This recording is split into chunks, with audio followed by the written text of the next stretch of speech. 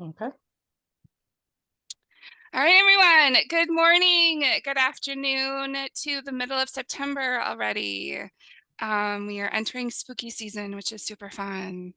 Um, my name is Angie Railing. I am a prevention coordinator with WCASA. My pronouns are they, them. And I wanted to welcome you to the sexual assault prevention webinar that we have for survivors, the last one in the series for this grant period. And I'm super stoked to have some folks from We All Rise African American Resource Center with us today, Ebony Austin and Derek Tynes. I hopefully did not mispronounce that too incorrectly. So they will be here chatting with us today, and I will turn it over to them so they can introduce themselves. Just want to say thank you. At the end, I will be putting a link to the evaluation survey in the chat. If you have a moment to fill that out after the webinar, that would be great. We will also be sharing the recording and the slides in a follow-up email along with the evaluation link. So if you weren't able to fill out the evaluation today, that's totally fine. You will get an email with all of that later on. All right, so I'm going to turn it over to Ebony and Derek. Just want to say thank you so much. Great to have you here and welcome again. Well, thank you, Angie. Hello, everyone. I'm Ebony, and this presentation is From Pain to Power, and we're going to get started, okay? So, again, my name is Ebony Austin.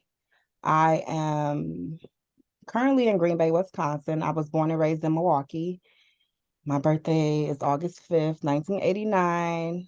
I was working in the healthcare field for about 10 years, and then I switched over to advocacy. And this coming December will be my 4th year in the work. So, yes, I graduated here in Green Bay from Preble High School. I have a heart to help people. I grew up around crime. I have lost family members to violent crime. I love to connect with people. Um, I just really wish We Are Rise was around when my grandparents and like the older people in my family was around, so they'll have like somewhere to go because this place is like everything. Okay. I do have 3 children, Jaquez, Dream, and James the third. I'm a hardworking, natural loving mother. I see only the good in everybody. I truly believe no matter what your background, you deserve a chance. Okay. So, and then I will hand it over to Derek. I don't know why this PowerPoint is not. I'm so sorry. It's not the one. But Derek, you can go off. Hey, good morning, good evening, well, good afternoon, should I say. I'm Derek Tynes. I was born and raised on the west side of Chicago in the Austin and Garfield community. Before I became a sexual assault advocate, I volunteered in my community in helping those live better lives, food drives and things like that of that nature, giving back to the community. And another thing I want to touch on is before I became a sexual assault advocate, I worked for the community I lived in for many years, which planted seeds in my life. Unknowingly grew into a passion of caregiving for my community. One of my first jobs was a caregiver. That became natural to me, and I always want to do bigger and better and more for my community as far as like just just having connections that I didn't have before, as Ebony mentioned. If We All Rise was around when her grandparents was around. Um, growing up in growing up as a black male in Chicago, sexual assault was not even or talked about when when coming up in Chicago. And another thing, who do we tell? Who do we go to? There was no guidelines for sexual assault victims as a young black male. So to be a survivor of sexual assault, I hope to be the guide light to those who are lost in the dark and having a hard time coming out, especially as a young black male. Like I said earlier, we don't really have those type of conversations coming from my youth. But now, like I said, I hope to be the light in the dark for those who are lost.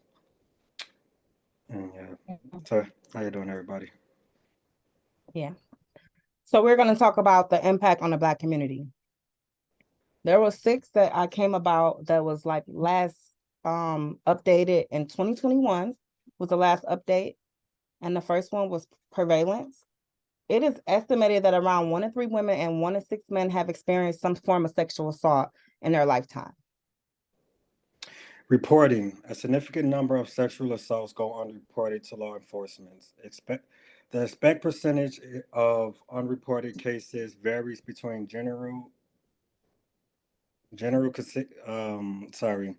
but generally considered to be high, with the estimated range of 60 to 80% more sexual assault is going on unreported. Yeah, so like the college campuses, sexual assault happens all the time. So that was another major one in the statistics. And then like the impact on survivors, legal outcomes, and racial disparities as well. And Derek, you could talk about racial disparities if you want to. Racial disparities.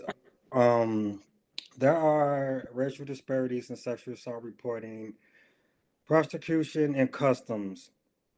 Marginalized communities, particularly with women of color, faces a unique challenges of disparities in accessing support and justice. Yeah, so then we talk about the challenges of sexual assault survivors, right? So Mhm. then we got I'm gonna go with PTSD out of all 10 that's posted here.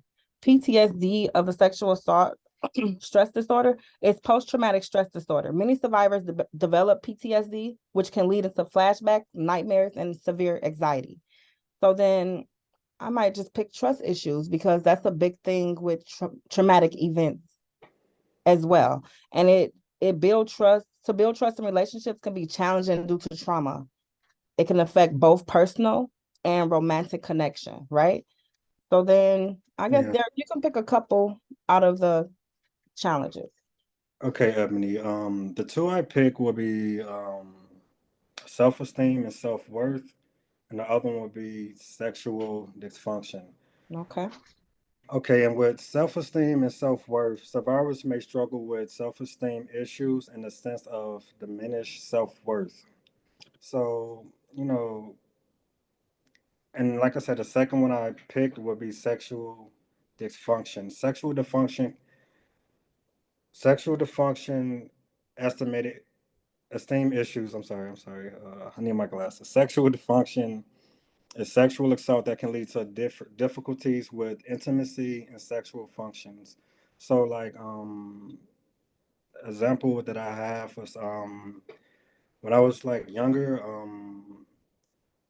sexual being a sexual assault survivor, it it um it put me in a mindset where it's like I didn't really know that I would have, I wouldn't say difficulties with sexual functioning, but you don't know what you don't know until you read about it and you do more research on it. So, if anything, I would like to turn it over to our special guest, Nikki, and she will gladly introduce herself. Yeah. I'm sorry about the slide. So Nikki will come on and introduce herself and talk to you guys. Nikki is a Black survivor of sexual assault. Mhm. You can take the time you need if it's just is a sensitive topic, and you can take the time you need even if it's just walking away from your computer and doing a little self-care, whatever you need. Well, thank you all for joining. And here's Nikki. Hey.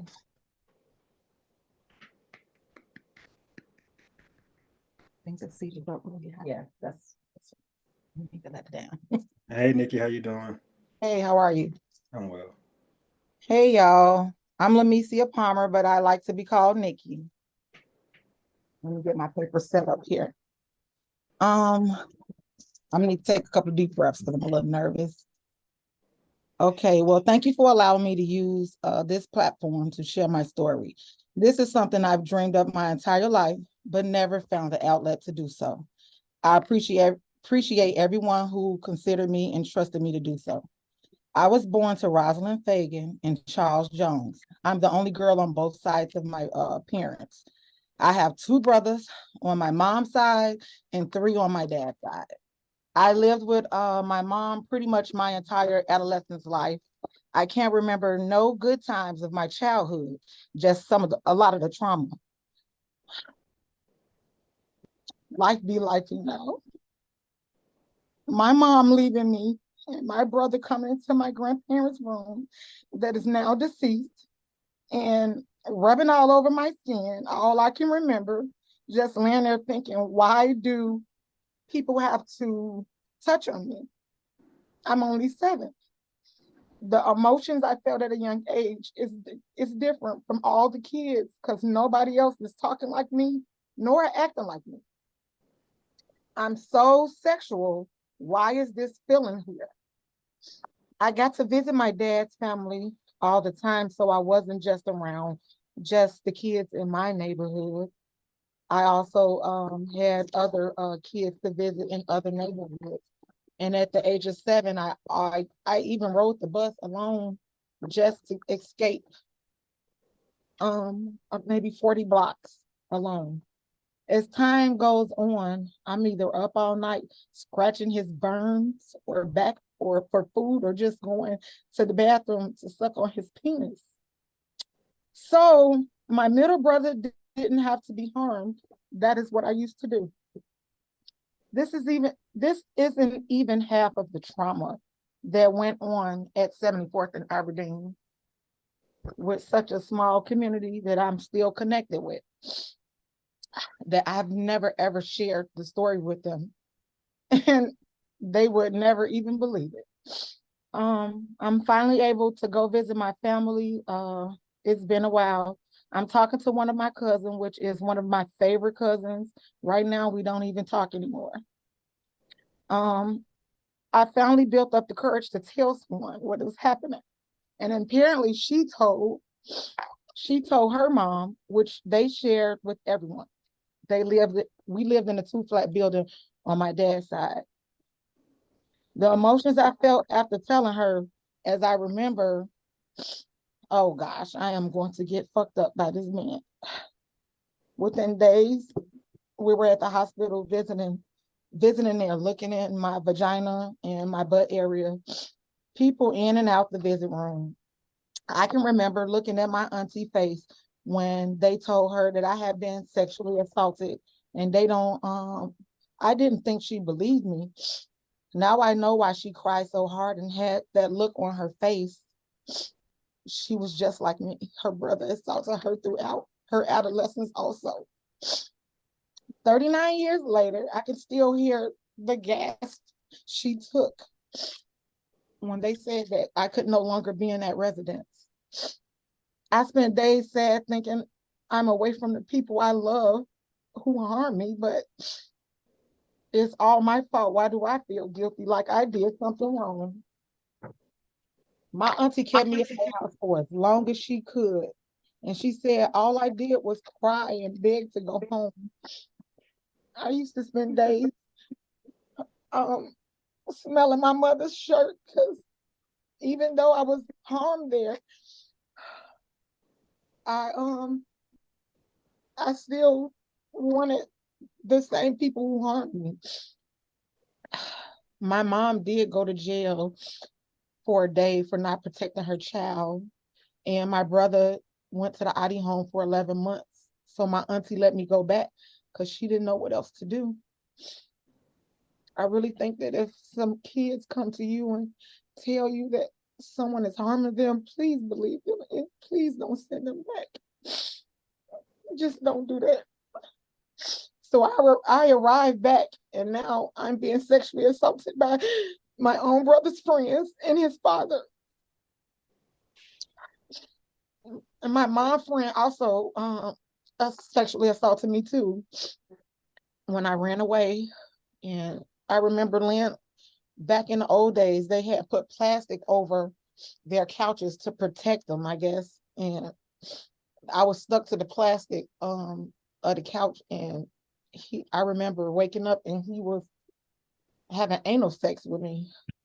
And I'm just only 7. I'm just wondering, why am I being attacked? I don't know. I now feel like I'm the sex person for everyone to go to. As I navigated through life, I became what I call the sexual demon, wanted to do sexual things to people around me, or talking sexual to anybody who would let me touch them or talk to them. I felt like discarded trash every time I was in my home. Nobody ever protected me. I didn't have no one to advocate for me, to tell me things would be okay. So I did what I seen my auntie doing, and I prayed to Jehovah to send me someone to rescue me. Boy, you better be specific on what you pray for, because just be specific. My next sexual assault encounter would last me 5 years. Starting at the age of 12, a man that was 19. I was constantly beaten and abused.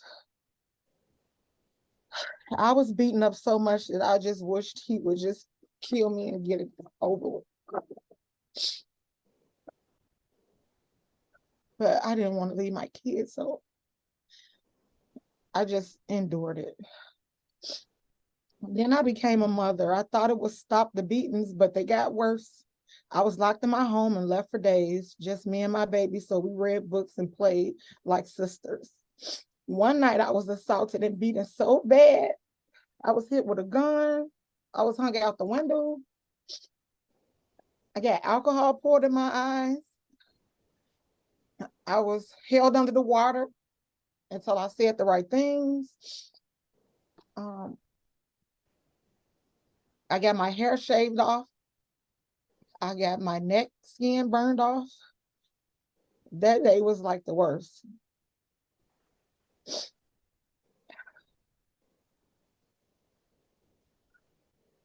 I knew I had to escape, but I had to leave those kids behind. And that was just probably the worst pain ever, because I am a protector. I will fight. I am a fighter also. But I had to escape in my bra and panties on foot in slushy, snowy weather at night. I ran for 20 blocks until someone picked me up and took me to my grandmother's house. She wasn't really my grandmother. She was actually my best friend's mom, who always was just the grandmother of everybody in the neighborhood. But they loved me the most. I had to leave my baby behind to save me. And that might have been one of the worst things I have ever had to do in my life. I knew no harm would come to her. I thought that was my final straw with him. I thought I had found my strength to leave. I actually was groping and like, yeah, I actually thought I was free. I was told I couldn't stay there. So guess what? I have to go back to him. I had nowhere to go with my kids. Now I'm a mother of his 3. By the time I was 24, I had had a stroke that wasn't going to end my life, and another man, which I married and had 3 more children. I call this piled on pain. And I always say that's on me. At this point, I'm supposed to be the best person I know. All these different people whom I don't want to be harmed or hurt, I need to protect them at all costs. Because now I'm a mother of 7, but I had a daughter that passed away from sudden infant death syndrome at 6 months. I always thought of what happens when your best isn't seen. You can't expect others to see you if you don't see yourself. I need people to see me as who I am, and I've been working so hard to run the mistakes I've made. I literally have no fucking clue of all that I've done. I actually lived my entire life in trauma. I'm actually still living life in trauma, but I found forgiveness. I've actually found forgiveness. And I'm only still crying because the shit still hurts.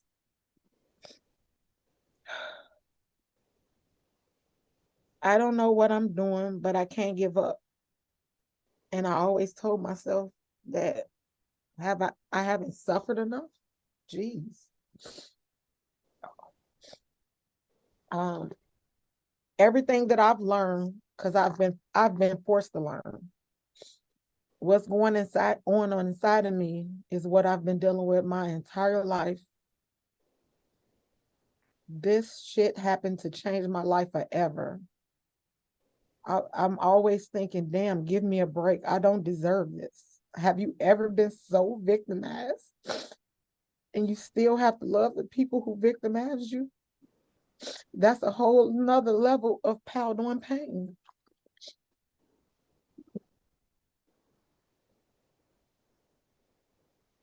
What is weird is that I experience soothing through sex. It's a trauma.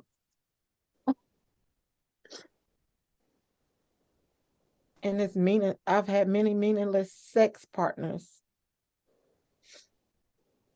Sometimes sometimes the best, I always told myself the best don't take a break. The best has to be everything to everybody.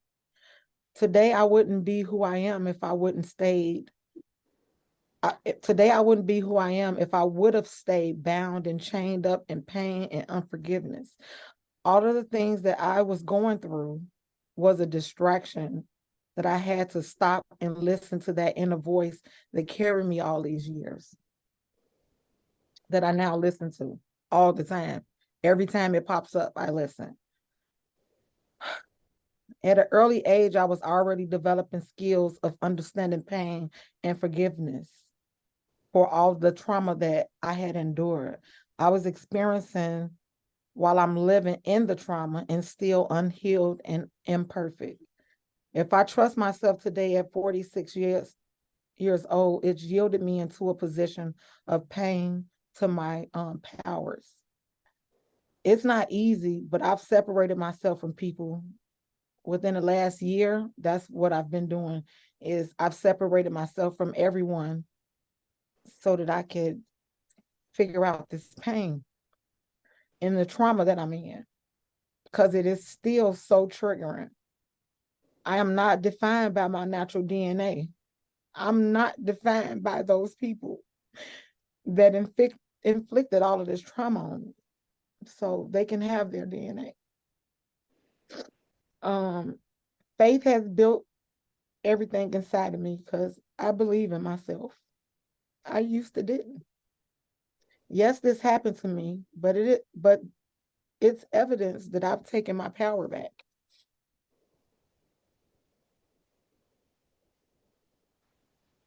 I have control over my life.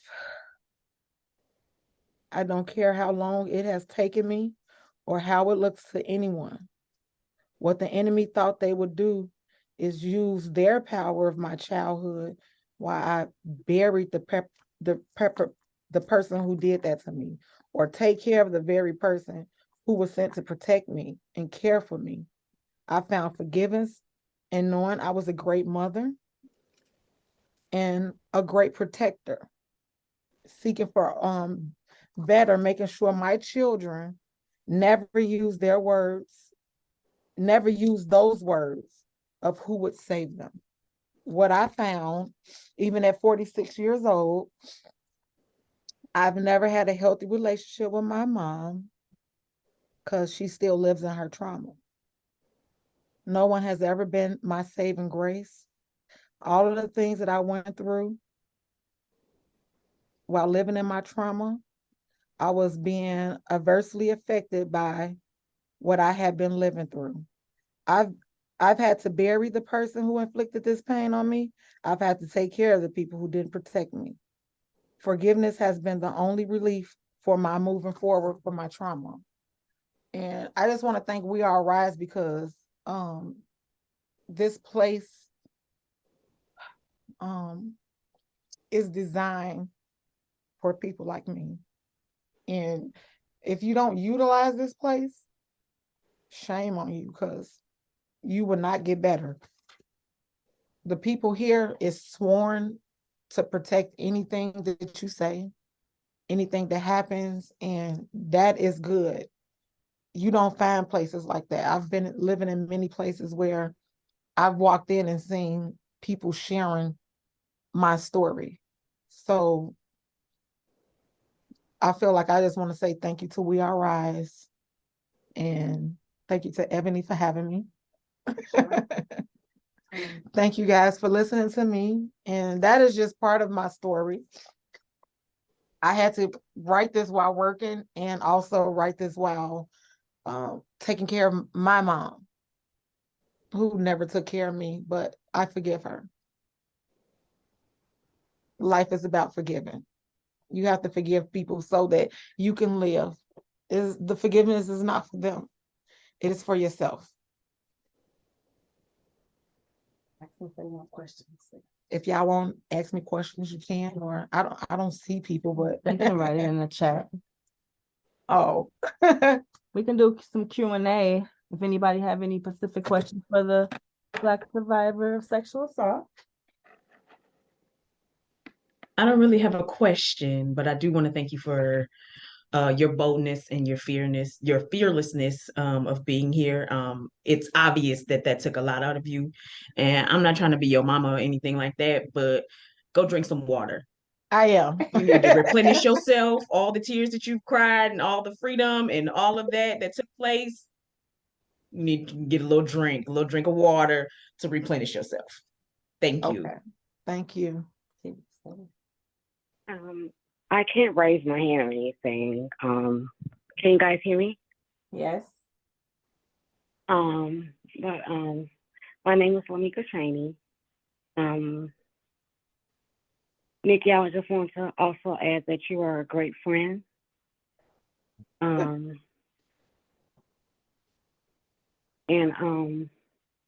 you wouldn't believe the people that you have helped. And I'm so grateful to just know you. And I love you. And this was really powerful. And I'm just so happy that I'm here. Thank you, guys. Thank you.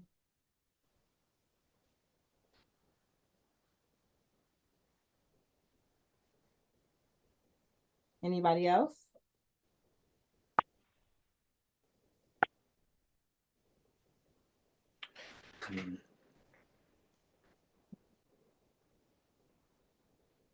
I'll say something. Hello, my name is Nita. I just want to say that, well, this is what I was saying while you were talking. Just a minute, I'm echoing.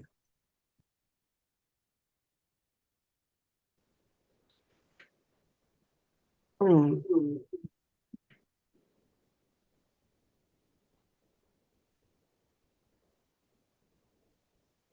I'm sorry, but I just wanted to say, you are so strong, and I wouldn't say that I know you, but I know of you, and you just will never know what a person has been through or will know what they're going through, because you are one of the strongest women that I know, and I would have never thought that you had been through any of those things. So I just want to say that I love you, and I'm glad that I met you.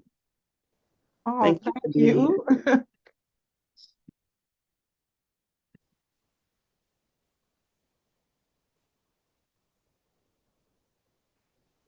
Okay. So, just a second, guys. You can get it.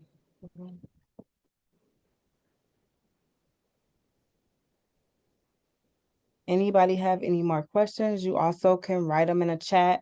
I also would like for the people that are registered here to like share where you're from and like what you do, just so I can see like the people that joined. I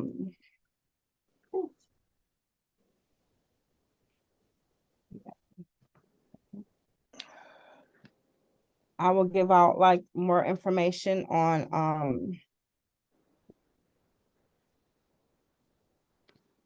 it's not working. I'm sorry. I'm just trying to. Okay, so yeah. I will give out more information on supporting survivors in the Brown County area or like national. So We Are Rise, which is us, for direct services, is a dual service provider for sexual assault and domestic violence. I have listed the number here, the website as well. Wakasa, I appreciate you guys so much for letting me do this. Their website is listed and their phone number as well. Remember, this is for sexual assault survivors, and as any other victimizations, we can get you to the resource as doing direct service work. So come visit us, come see us. The Sexual Assault Family Service Center, the Sexual Assault Center of Family Service is also in the area of Brown County. I have listed their number, their crisis center as well. And then the National Sexual Assault Hotline and that number as well. Also, I just want everyone to know that, like I said, this was really deep. It's so many statistics and challenges that sexual assault bring. Like as survivors, take care of yourself, use your resources. There are many around, and Derek is now like a Black sexual assault advocate as a man that's coming into this work. Hopefully we see more men reporting. Not saying we don't see any, we see a lot. We see a bunch. So keep sending them, especially in the Brown County area, our way to get the healing process going for them. Derek, you can add. If anything, like I said, it's nice to have more men speak out. Normally, this is like I wouldn't say normally, but mostly we hear is women speaking out. And like I say, I would love to be the light that guides people, or especially young Black men in our youth, to be more, not more, but to make it more welcoming to speak up on topics like this.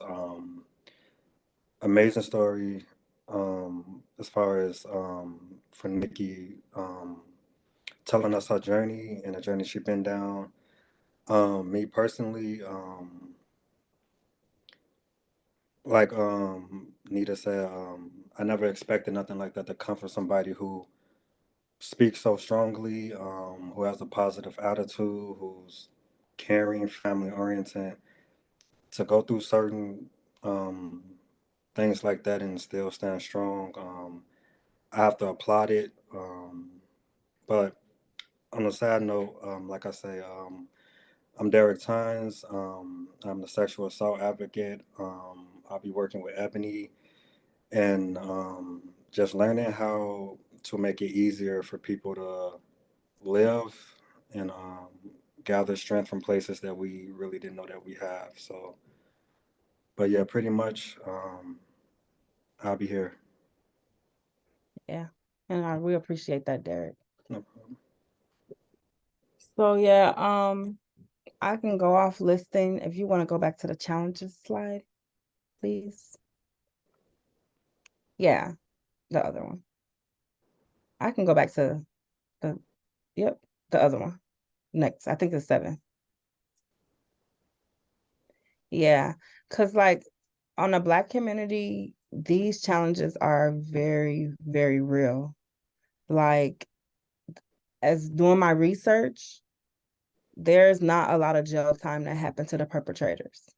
So that's why a lot of survivors fail to report.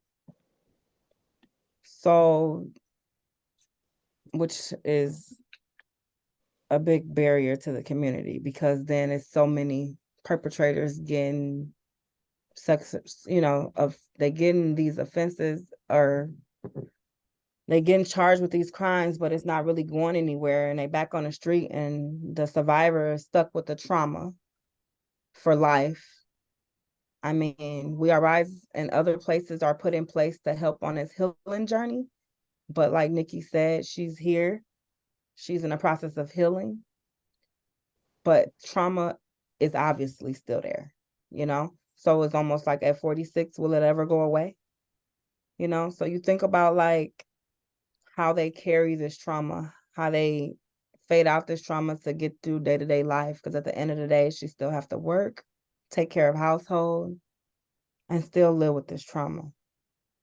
And she did mention she forgave. And that's one of the major things that I tell my clients in my one-on-one sessions that I have with them, that I think to start this healing journey is to forgive the perpetrator, which might not happen today. So I'm just here to say that I appreciate everybody for being here. We had Q&A open for whoever wanted to ask questions to me, Derek, or Nikki even. But even if you want to talk out loud, you can write it in the chat. So yeah, I wanted to talk more about like the financial strain. The financial strain is a big challenge in the Black community. Like costs associated with therapy, medical care, and legal proceedings can create financial burdens. And that's with everything. And when it comes to insurance, to get what you need after you get your rape kit or whatever, a lot of places won't charge for that. But we got to see what it looks like after that. Because like I said, trauma don't go away. And I'm finding in research that most of the time it's coming from family. I don't have too many stranger incidents. I don't have, which I always thought like that's how human trafficking and all that start, was getting like snatched out of an alley or something, you know? But it's right, it's literally in the homes of where you're staying or raised or growing up. And it's almost swept under the rug because we don't want a broken family, right?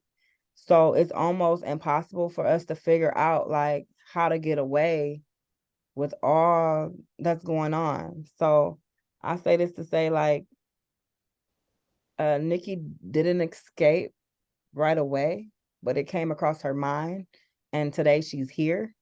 So what do you call that? Escape, right? So she's still healing, and I'm sure a lot of survivors are still healing.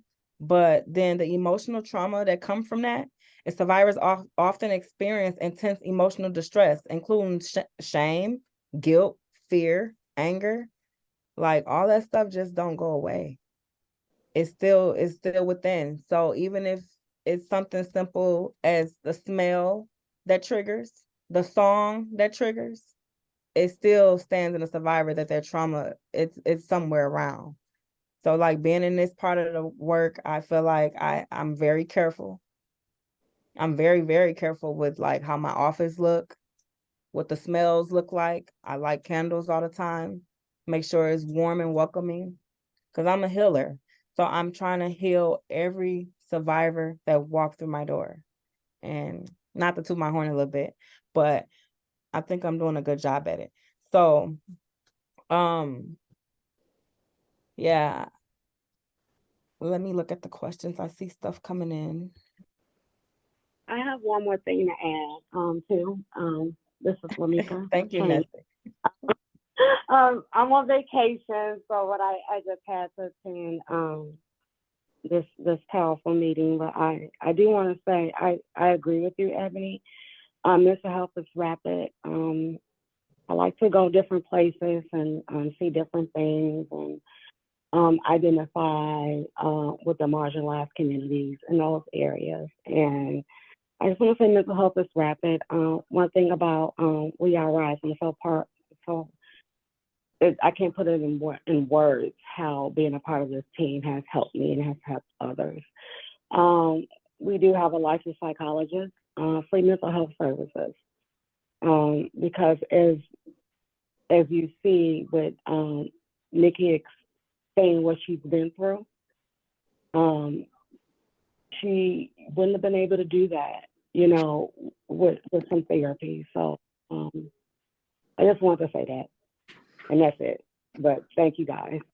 Yeah, no problem. We appreciate you for being here, Lamika. And thank you, Nestic, again. Yeah, doing direct services is a really big, deep job. And there's so many other resources out there that we trying to like get the connections with, connect the dots to get all the survivors on a healing journey, especially in our area, because that's the least we can do And then if it's not working here, we try to find places elsewhere. But a little bit about like what we offer besides like sexual assault services and domestic violence services. We have free mental health services. We have a 6-station job center where you can come and do resume building, applications, check your Facebook if you don't got a phone, and then you can apply for a phone right on that same laptop or desktop, like whatever you need to do. You come in the lobby where there's coffee and tea always here to be made. It's very warm and welcoming. We have a youth program where Nita and James, they run that very well. Where kids come in and learn about the Black curriculum and much more. We're running a GED program right now. And we have a financial literacy program that we're running as well. We also have a 49 bed transitional living for men, where they come and they can stay as long as they need to until they're ready to live on their own again. So it's not a shelter, it's a transitional living. But we have so many different avenues for people to heal, get what they need. And like sometimes I just get clients or survivors of sexual assault or domestic violence coming in, they just want a cup of coffee, but this is their peace. They're just sitting in the lobby and we welcoming, like, how are you doing? How can we help you today? And it's just like, no, I'm just here, just getting some coffee. And that brings my heart to know that they got up today, knowing that they have so much trauma that all they wanted today was their coffee this morning, So don't forget that we're here. I think that was all. And thanks, Angie, for everything. I'm just reading through a little bit. I hope that Nikki is able to take a peek at the chat sometime, because there were a lot of great messages for her to read. Okay. I will let her take over, and then like we'll end it with just like really good energy for Nikki, because that took a lot and she did awesome. So here she comes. Yes, Nikki, you did amazing, and so many people are thanking you for sharing your story, talking about your healing and your journey and what that looks like and feels like for you. We can't thank you enough for being here today and taking the time to share your trauma. That is a lot for everyone, right? So I hope that you are able to celebrate this day and take some time for yourself and do some self-care is kind of a buzzword, but I don't know what else to say, right? Self-care for yourself and celebrate what you did today and sharing your story and impacting so many people in such a way. So thank you so much. Thank you. I guess I can read through some of these chats. I don't know how to scroll down. Oh. Yeah. So read through the chats and answer or reply back to. I don't know how to scroll through it. Okay. So you just will go. I think you just use the arrow. Oh, yeah. Just one last push for any questions or comments for Nikki while she's scrolling and looking. I put in the chat, if you do have something that you want to send, but you would rather send it anonymously, you can send it to any of the Wicasa staff, myself. I know with Zoom, they have it so if multiple people are signed in onto the same Zoom, it changes the name. So you can send it to any of the Wicasa staff, like the hosts or co-hosts. You can send it to Derek, and then we can ask on your behalf if that is something that feels more comfortable for you.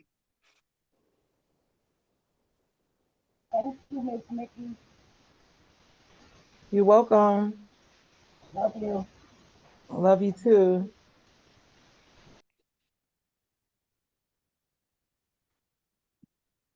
So Nestic, you got your ice water. I love to see it.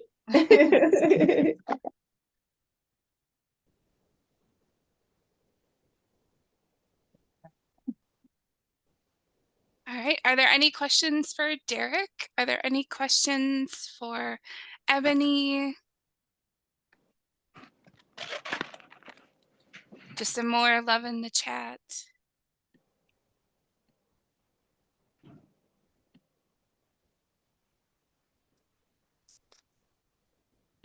That was really hard. You did great, Nikki. You Thank did you. amazing. You did so wonderful. People are going to hear your story, hear your journey, and they're going to remember the power that you have, and the courage and the bravery that it takes to talk about something that happened to you, something so personal. So they're going to hear your story and they remember what a powerhouse you are for doing that. That is not an easy thing to do by any No. means.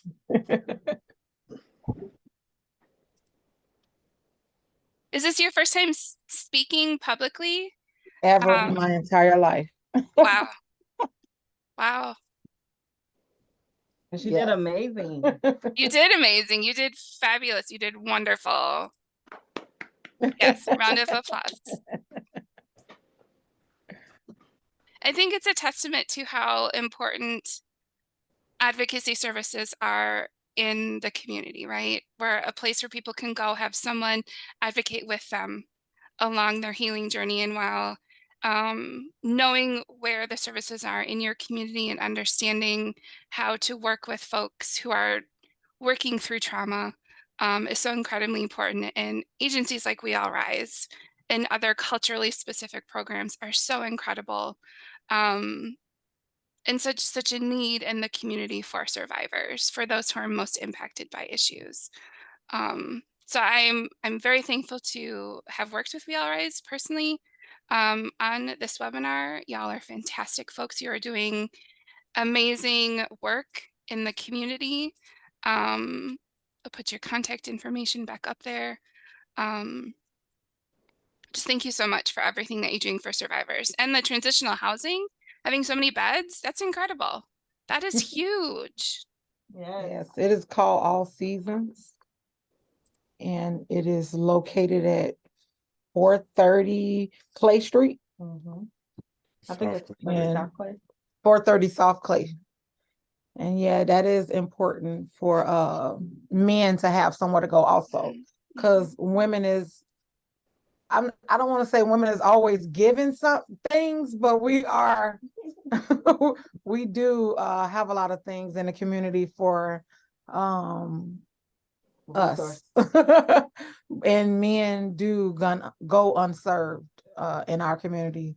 So that is nice for them to have also somewhere to go instead of it just being a shelter or a transitional home for women and children. Men have that, and they have the outlet of We All Rise at 430 South Webster, where they can come over and see an advocate or even see a face that's like them. So I think that's more important that I would never, I just can't go to get help from just anybody.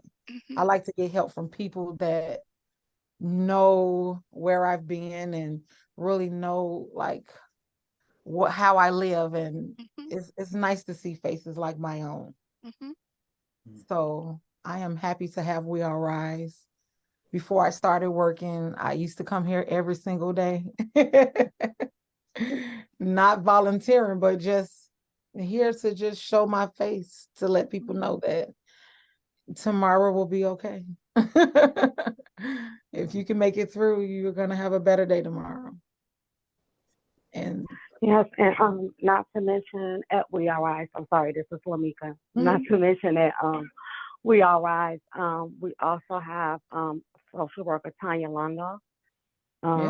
She started out as an intern advocate, and now she's a social worker.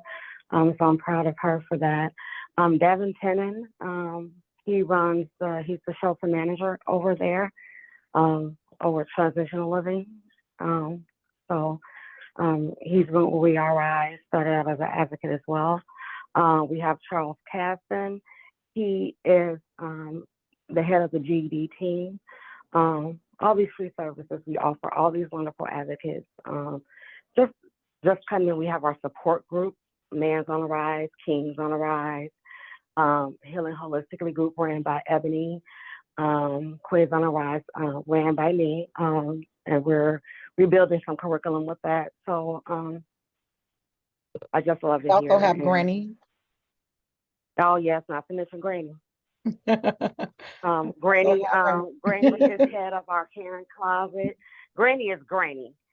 She's the granny of the building.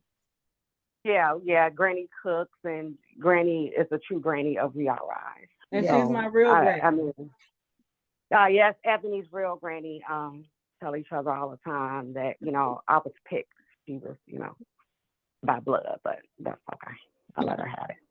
But yeah, just wanted to say that. Again, love you, Nikki. Thank you. Thank you. I put We All Rise's website in the chat, so if you want to check out more of their services, you have that resource in the chat for you. And I just want to put one more question out there for question for questions. If there are any more questions for any of our lovely presenters today. Well, I'd like to add to something. Yeah. So it's like, being an African American man, we're limited to so many things. But like, even when I'm at the gas station store, and not judging people, but if I see someone who seems to be less fortunate, I always stop and ask them, like, come to We All Rise. Especially for like young men, like we have a CDL program. Like if you was trying to get your commercial driver license, and I always encourage, like, man, like if working a 9 to 5 is really not something you want to do, or you more like be your own boss. Even if you have too many, I guess, ticket violations, as far as like how you say it, like, cause some people were stopping them from getting their licenses. Maybe they have too many tickets, or unpaid tickets, or parking tickets. We have a program that Lamika mentioned. The head of our GED is Charles, and he has the information that will allow you to get those tickets removed. It's a certain program that we have. I wish I had the right name for it, but like I said, our advocate Charles has all the information as far as like getting you eligible to have your license back, to get your CDLs. I encourage all men, just not black, all men in general, to be able to stand on their own, just like how we provide, like how Nikki said, Wisconsin or many other states are usually like women oriented, so they always look out for the females. But me personally, like I say, I want to make it more welcoming to any man in general to come look at our service, utilize everything that we have, even nursing programs that we have, to have more man nurses, to have more black men to be able to stand on their own. So like I say, working Feel here, safe. They yeah, can feel safe also. yeah, most definitely feel safe. Just normalizing that men need help just as much as women.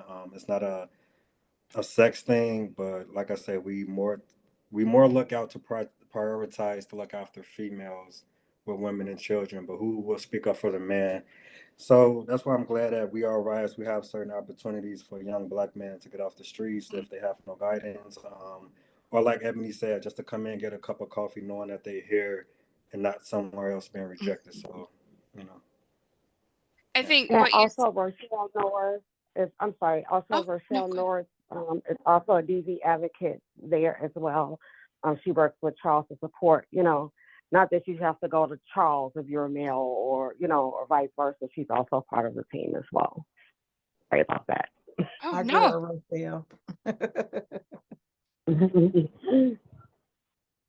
I love what you said, Derek, about even if they just come in for a cup of coffee. We don't know when survivors are going to feel comfortable in sharing what happened with them, right? So providing a space for them at all times could mean that they'll come in for a cup of coffee today and then share their story with you next week, right? They're coming in, checking out the space. Ebony was talking about making sure that she has that space. She's very conscious about the space that she provides. They might just be coming to check out who you are and seeing if they feel like they can trust you. So I love what you said about they can just come in and get a cup of coffee and that's it. They don't have to do anything else. I appreciate everyone for showing up. All right, thank you, everyone. I am going to put a link in the chat for the evaluation. We are evaluating all of our webinars. So if you have a few moments, it's not a lengthy survey, it's just a few short questions. Please feel free to click on that link. We'll also send out a link to the recording, the slides, and the evaluation link in a follow-up email later on. Again, I just want to thank Nikki for sharing your story. It's for this being the first time that you share your story. That is incredible. Thank you so much. And Ebony and Derek for talking about We All Rise and sharing all of the great work that you are doing. Thank you all just for being here, and thank you for the participants for being here and being in this space today. I hope you have an amazing rest of your day. Hope you're taking some time for yourself and just centering and self-caring yourself as much as you can, and have a great rest of your week. Thanks, everyone. Bye. Thank Bye, you, Anne. everyone. Bye. Bye. Bye.